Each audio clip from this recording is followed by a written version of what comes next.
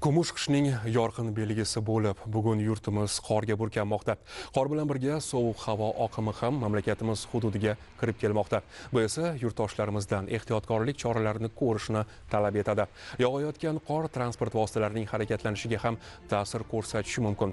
Yo'llarda harakat xavfsizligini ta'minlash maqsadida mutasaddi idoralar tomonidan kerakli choralar ko'rilmoqda.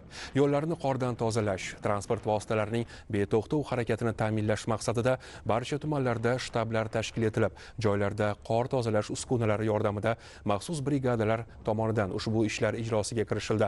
Samarqand, Qashqadaryo va Jizzax viloyatlaridan kesib o'tgan M39 magistral avtomobil yo'lida qor bo'ronlari va yaxmalak sabab yo'llarda tirbandliklar kuzatilmoqda. Uzoq yo'lga chiquvchilar bugun safarni rejalashtirmaganlari ma'qul. Mas'ul tuzilmalar qor bo'ronlariga qarshi tayyorgarlik ko'rib, choralarni amalga oshirishmoqda. Qarshi shahri va Yakkabog' tumani asosiy avtomobil yo'llari avtomobillarni xavfsiz harakatlanishi uchun qor uyumalaridan tozalamoqda. Xorazm viloyati hududlarida ham asosiy avtomobil yo'llarida qor uyumlari to'planishining oldini olishga e'tibor qaratilyapti. Poytaxtimizda esa qor yog'ishi sabab ayrim avtobus yo'nalishlarida qatnov oraliq vaqtlari, ya'ni intervallari uzayishi mumkin. Haydovchilardan zarurat bo'lmasa avtomashina haydamasligini, avtomobilingizning texnik holati sozligini tekshirib olishni, yo'l qoidalariga rioya qilishingizni so'raymiz.